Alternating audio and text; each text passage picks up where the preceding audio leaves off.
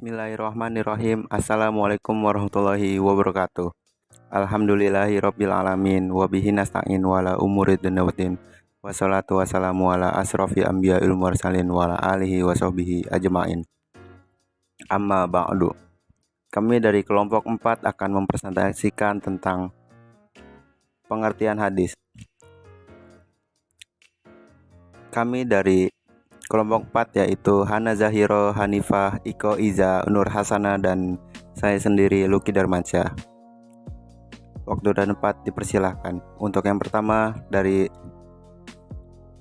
Hana Zahiro, dan yang kedua Iko Nur Hasana. Pengertian hadis.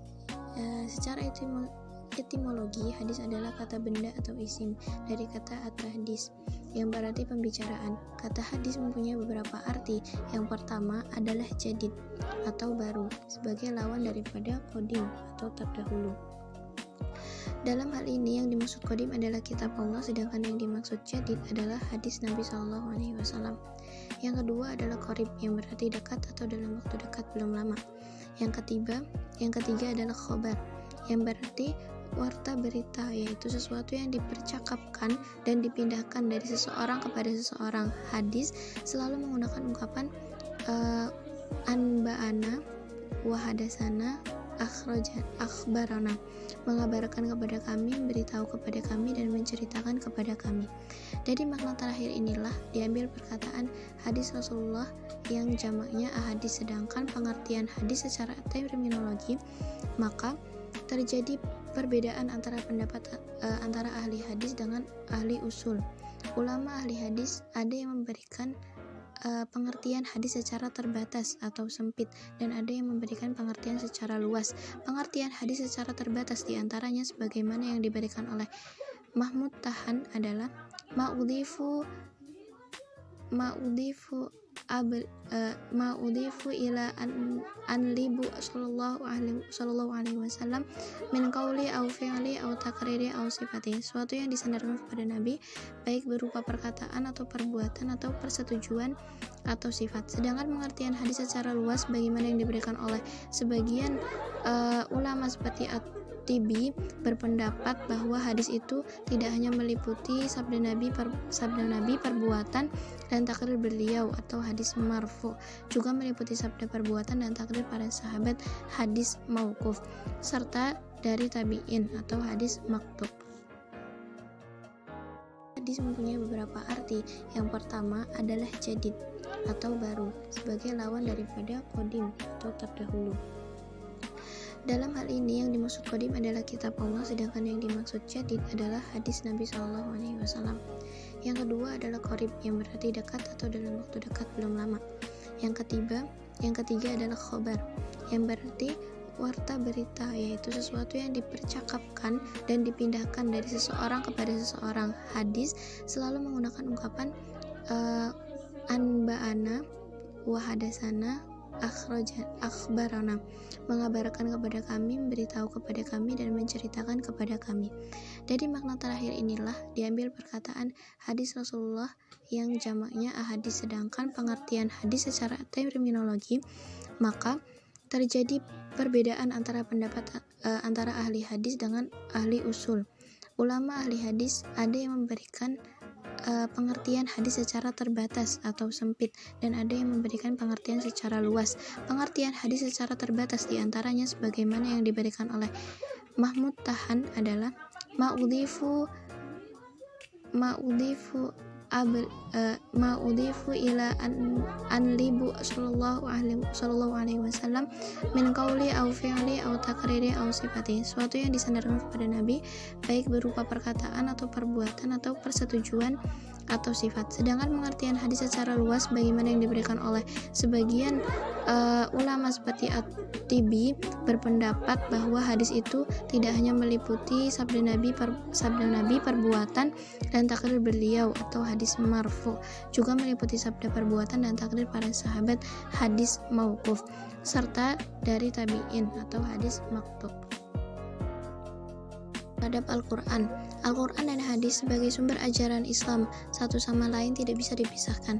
Al-Quran memuat ajaran-ajaran yang bersifat umum dan global yang perlu dijelaskan dan diperinci lebih lanjut. Dalam hal ini hadislah yang berfungsi sebagai penjelas dari Al-Quran. Fungsi hadis sebagai penjelas terhadap Al-Quran tersebut dapat diperinci sebagai berikut. Yang pertama, bayan at-takrir. Bayan at-takrir disebut juga bayan at-ta'kid dan bayan al-isbat. Yang dimaksud dengan bayan ini adalah menetapkan dan memperkuat apa yang telah diterangkan di dalam Al-Quran. Contohnya adalah ayat Al-Quran surat Al-Baqarah ayat 185 yang berbunyi faman syahida minkum syahra falyasum. Karena itu barang siapa yang mempersaksikan pada waktu itu bulan, hendaklah ia berpuasa. Ayat di atas ditakrir oleh hadis riwayat Muslim dari Ibnu Umar yang berbunyi idza ra'aitumuhu fasumu wa idza ra'aitumuhu fa'aftaru. Apabila kalian melihat ru'yah bulan maka berpuasalah, begitu pula apabila melihat ru'yah bulan itu maka berbukalah. Hadis riwayat Muslim. Yang kedua, bayan at-tafsir. Yang dimaksud dengan bayan at-tafsir adalah penjelasan hadis terhadap ayat-ayat yang memerlukan perincian atau penjelasan lebih lanjut, seperti pada ayat-ayat yang mujmal, mutlak, dan am. Maka fungsi hadis dalam hal ini memberikan perincian atau tafsir dan penafsiran terhadap ayat-ayat yang masih mutlak dan memberikan takhsis terhadap ayat-ayat yang masih umum. Yang pertama, maksud daripada memerinci ayat-ayat yang mujmal. Yang mujmal artinya yang ringkas atau singkat. Dari ungkapan yang singkat ini terkadang banyak makna yang perlu dijelaskan. Hal ini karena belum jelas makna mana yang dimaksudkan, kecuali setelah adanya penjelasan atau perincian. Dengan kata lain, ungkapannya masih bersifat global yang memerlukan mubayyin. Yang kedua yaitu maksud daripada mentakyid ayat-ayat yang mutlak. Kata mutlak artinya kata yang menunjukkan pada hakikat kata itu sendiri apa adanya dan tanpa memandang kepada jumlah maupun sifatnya. Mentakyid dan mutlak artinya membatasi ayat-ayat yang mutlak dengan sifat, keadaan, atau syarat tertentu.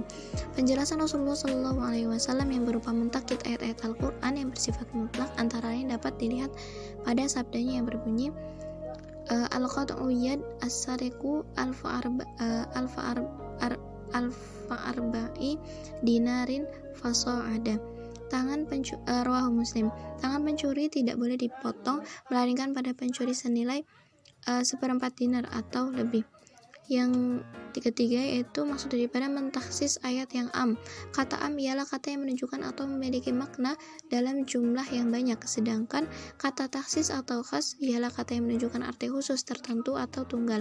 Yang dimaksud mentaksis yang am di sini ialah membatasi keumuman ayat Al-Quran sehingga tidak berlaku pada bagian-bagian tertentu. Mengingat fungsinya ini, maka ulama berbeda pendapat apabila mukhasisnya dengan hadis ahad. Menurut Asy-Syafi'i dan Ahmad bin Hanbal, keumuman ayat bisa ditaksis oleh hadis ahad yang menunjukkan kepada sesuatu yang khas, sedang menurut ulama Hanafiyah sebaliknya. Yang ketiga, bayan at-tasyri'. Kata tasyri' artinya perbuatan, mewujudkan atau menetapkan aturan dan hukum. Maka yang dimaksud dengan bayan at-tasyri' di sini ia menjelaskan hadis yang berupa mewujudkan, mengadakan atau menetapkan suatu hukum atau aturan-aturan syara' yang tidak dapat didapati nasnya dalam Al-Quran. Suatu contoh dalam dikemukakan di sini hadis tentang kewajiban zakat fitrah yang berbunyi Inna Rasulullah SAW farada zakat al-fitri minan Ramadan ailul inlasisa min tamrin awsa min syu'ri aililaka khoran au abdu dzakarin au unsa au anithi minal muslimin. Sesungguhnya Rasulullah SAW telah mewajibkan zakat fitrah kepada umat Islam pada bulan Ramadan 1 sukat kurma atau gandum untuk setiap orang, baik merdeka atau hamba, laki-laki atau perempuan. Yang terakhir yaitu bayan an-nas. Kata an-nas secara bahasa ada bermacam-macam arti. Bisa berarti al-ibtal atau membatalkan, atau al-izlal menghilalkan, atau at-takhwil memindahkan, atau at-taghyir atau mengubah. Dari pengertian di atas bahwa ketentuan yang datang kemudian dapat menghapus ketentuan yang terlebih dahulu. Hadis sebagai ketentuan yang datang kemudian daripada Al-Quran, dalam hal ini menghapus ketentuan atau isi kandungan Al-Quran. Demikian menurut pendapat ulama yang menganggap adanya fungsi bayan an-nas. Kurang lebihnya mohon maaf. Wassalamualaikum warahmatullahi wabarakatuh.